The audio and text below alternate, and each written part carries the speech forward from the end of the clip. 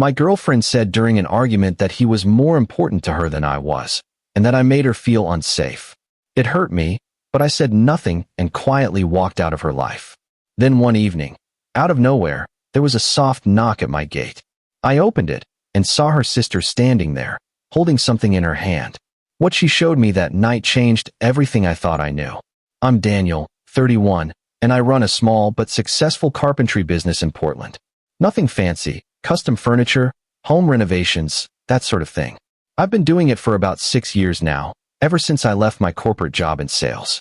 Couldn't stand the office politics, the fake smiles, the endless meetings about meetings. Working with my hands, creating something real, that's what keeps me sane. I've always been the kind of guy who keeps his head down, works hard, and believes in honesty. Maybe that's why what happened hit me so hard. I'd been with Lauren for almost 3 years. We met at a mutual friend's barbecue back in the summer of 2021, and I fell for her fast. She was energetic, spontaneous, always planning the next adventure, everything I wasn't. We balanced each other out, or so I thought. She worked in marketing, loved her job, loved the creative chaos of it all. I admired that about her. We talked about moving in together, even looked at a few places in the Alberta Arts District. I was ready to build a life with her. I'd started saving for a down payment, cutting back on expenses, doing extra jobs on weekends. I wanted us to have something solid, something real. But there was always this guy. His name was Troy. They worked together at some marketing firm downtown, and she talked about him constantly. Troy said this. Troy thinks that. Troy came up with the best campaign idea today. At first, I didn't mind. I told myself I wasn't the jealous type. I trusted her. That was my first mistake. It started unraveling on a Tuesday night in late September. September 26th, to be exact. We were supposed to have dinner at my place. Nothing special, just pasta and wine, maybe watch a movie after. She showed up an hour late, barely apologized, and spent most of the meal on her phone. I could see her texting, smiling at her screen, completely checked out of our conversation. I finally asked her what was going on. "It's work stuff," she said, not looking up. "Work stuff with Troy?" I asked, keeping my voice steady. She looked at me then, annoyed. Her face changed, like I'd just insulted her. "Why do you always do this?" "Do what?" "Act like I'm doing something wrong." "Troy's my friend, Daniel. That's it. We work together. We have to communicate." "God, you're so paranoid sometimes." I wanted to believe her. God, I wanted to. So I dropped it. We finished dinner in silence, and she left early, saying she had an early morning meeting with a client. I cleaned up the dishes alone, staring at the half-empty wine bottle, wondering when things had shifted. 2 weeks later, I found out she'd been lying. Not about Troy being her friend, about everything else. It was a Saturday afternoon, October 14th. I'd gone to her apartment to surprise her with coffee and croissants from that bakery she loved on Hawthorne. I had a key. She'd given it to me months ago, told me her place was my place. When I walked in, I heard voices coming from the living room. Laughing. Low, intimate laughing. I froze in the doorway, bags in hand. I walked in and saw them on the couch. Not kissing, not touching, just sitting too close, her hand on his knee, both of them looking at something on his laptop. The energy in the room felt wrong, too comfortable, too familiar. They jumped when they saw me. "Daniel." Lauren stood up fast, her face flushing red. "I didn't know you were coming over." Clearly. I looked at Troy. He had the decency to look uncomfortable, closing the laptop quickly. "Hey man," he said. "We were just finishing up some project stuff." "On a Saturday," I said flatly. "Yeah, deadline Monday," Lauren said quickly. Too quickly. "We've been slammed with this campaign for a new client. Troy offered to come over so we could work without office distractions." I set the coffee and croissants on the counter. My hands were shaking. "I'll leave you to it." "Daniel, don't be like that." But I was already walking out. I heard her call my name, but I didn't turn around. I got in my truck and drove home, gripping the steering wheel so hard my knuckles went white. Update 1. She called me that night. I didn't answer. She texted, "Can we please talk? You're overreacting." Nothing happened. "You're being ridiculous." Overreacting. That word burned. I stared at my phone for an hour before I finally called her back the next morning. "What's going on, Lauren? And don't lie to me." She sighed, that frustrated sigh I'd heard 100 times. "Nothing's going on. Troy and I are friends. We work together. You're being paranoid, and honestly, it's exhausting." Then why does it feel like I'm the third wheel in my own relationship? Because you make yourself feel that way. God, Daniel, not everything is about you. I have a life outside of us. I have friends. I have work. You act like I'm supposed to only care about you. That stung. But I pushed forward. Do you have feelings for him? Silence. Long, heavy silence. I could hear her breathing on the other end. Lauren, I don't know, okay? I don't know. He gets me in ways you don't. My chest tightened. What does that mean? It means you're always so serious. So cautious. You analyze everything. Troy is fun. He takes risks. He makes me feel alive. He doesn't question every little thing I do. And I don't. I didn't say that. You didn't have to. We fought for another 20 minutes. It went in circles, her defending Troy, me trying to understand how he got here when things changed. She kept saying I was controlling, that I didn't trust her, that I was making her feel suffocated. Finally, she said something I'll never forget. You know what? Maybe he is more important to me than you are. Maybe that's the truth you can't handle. And honestly, Daniel, the way you're talking to me right now, you're making me feel unsafe. Unsafe. I wasn't yelling. I wasn't threatening her. I was just asking for honesty, trying to save what we had. But that word, unsafe, it was like a door slamming shut. I knew what that word meant, how it could be used, what it implied. It scared me. I didn't say anything else. I just hung up. Then I blocked her number, blocked her on Instagram, Facebook, everything, and walked out of her life. I thought that was it. I thought I was done. For 3 weeks, I heard nothing. I threw myself into work, took on extra projects, stayed busy. I built a custom bookshelf for a client in Selwood, refinished a vintage dining table, started designs for a kitchen renovation. My friends asked what happened. I gave them the short version. We broke up. It wasn't working. We wanted different things. They told me I did the right thing, that I deserved better. I wasn't sure I believed them. Some nights I'd lie awake, replaying the conversation, wondering if I'd overreacted, if I should have fought harder.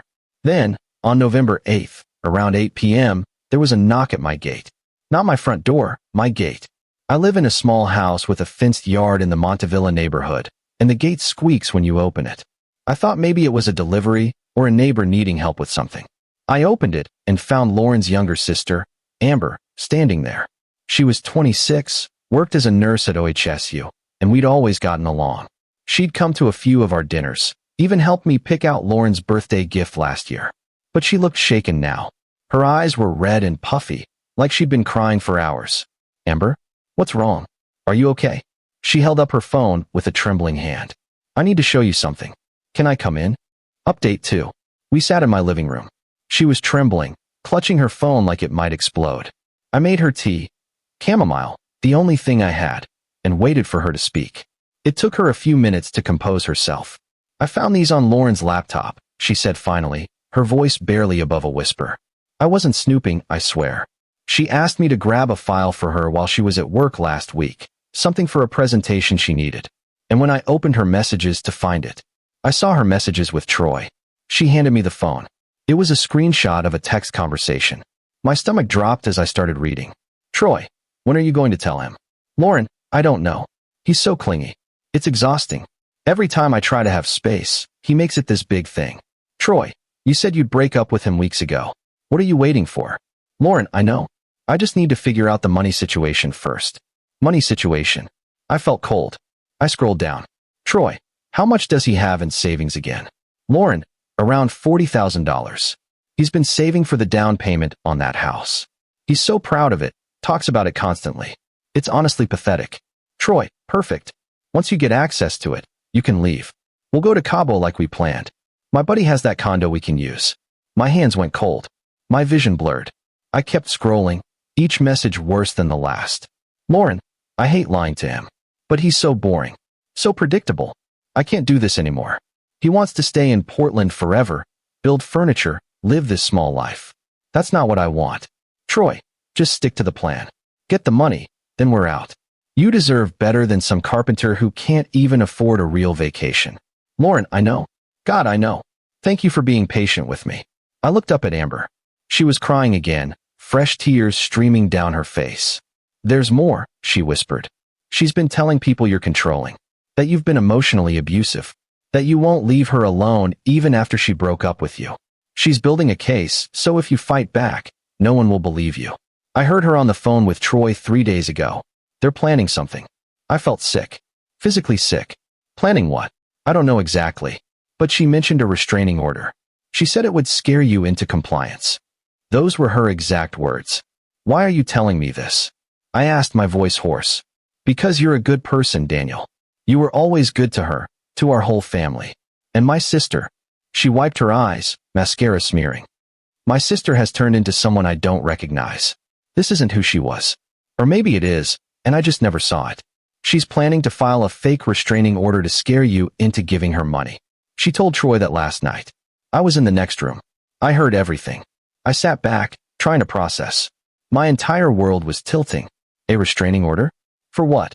She's going to say you've been stalking her, threatening her, showing up at her apartment. She knows how it sounds. Big guy, quiet type, won't leave her alone. She's counting on people believing her. She even practiced crying on the phone with Troy. I heard her rehearsing what she'd say to the police. My heart was pounding. I haven't contacted her once since we broke up. Not once. I blocked her on everything. I know. That's why I'm here. You need to protect yourself. She's dangerous, Daniel. And she's desperate. Update 3. The next morning, I went to a lawyer. His name was Greg, an old college buddy who owed me a favor. I'd helped him build a deck at his house 2 summers ago, refused payment, just told him to remember it if I ever needed legal help. Now I needed it. I showed him the screenshots Amber had sent me. She'd forwarded them all to my email before she left that night. This is premeditation, he said, jaw tight, face grim. She's committing fraud. Possibly extortion if she tries to blackmail you. This is serious, Daniel. Really serious. What do I do? Document everything. Every single thing. Don't contact her under any circumstances. Don't respond to texts, calls, nothing. If she files a restraining order, we'll fight it with this evidence. And if she tries to access your accounts, we'll have her arrested. How much access does she have to your finances? She knows my bank. We talked about joint accounts once, but we never set them up. Good. Move your money. Today, open a new account at a different bank. Don't tell anyone where. Change your locks if she has a key. Install cameras if you don't have them already. That afternoon, I moved my savings into a separate account at a credit union across town. I changed my locks, installed Ring cameras around my property, front door, back door, gate, driveway, and kept a detailed log of everywhere I went, every person I talked to, just in case I needed an alibi. I felt paranoid, but Greg said it was necessary. 2 days later, Lauren texted me from a number I didn't recognize. We need to talk. I made a mistake. I miss you. Can we please just talk? I know I hurt you. I didn't respond. I screenshot it, sent it to Greg, and blocked the number. An hour later, another text from a different number. I know you're angry, but I'm scared. Troy isn't who I thought he was. He's been using me. Please, Daniel. I need help. I need you. I still didn't respond. Then she called from yet another number. I didn't answer. She left a voicemail. Against my better judgment, I listened to it. Daniel, please. I messed up. I messed up so bad. Troy, he's been manipulating me. He convinced me to say those things about you, to plan all that stuff. I didn't mean any of it. I need money to get away from him. Just $5,000. I'll pay you back, I promise. I'm begging you. Please. I have nowhere else to turn. You're the only person who ever really cared about me. Her voice was shaking, crying, desperate. For a second, just a second, I almost believed her. Almost. Then I remembered the texts, the words she'd written when she thought no one was watching. I deleted the voicemail. I sent it to Greg first, then deleted it. The next day, she showed up at my house. I was in my workshop out back when I got the notification on my phone. I watched her through the camera as she banged on my gate, crying, yelling my name. She looked genuinely distraught, makeup running, hair a mess. Daniel, please. I know you're home. Your truck is here. Please just talk to me. I'm so sorry. I'll do anything. Please. I didn't open it. I sat there, watching on my phone, my heart pounding, forcing myself not to move. After 10 minutes, she left. She sat in her car for another 20, just staring at my gate, before finally driving away. That night, Amber called me. She knows I told you, she said, voice shaking. She went through my phone. She saw the messages I sent you. She's furious. She said I betrayed her, that I ruined everything. She kicked me out of the apartment we share. I'm staying with a friend now.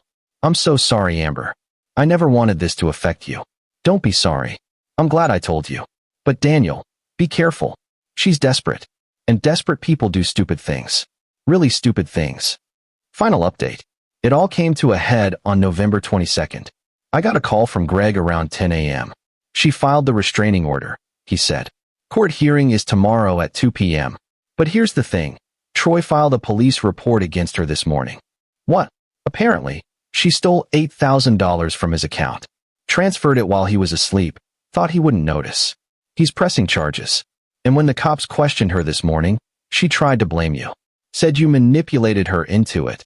That you were controlling her finances, making her do things against her will. I laughed.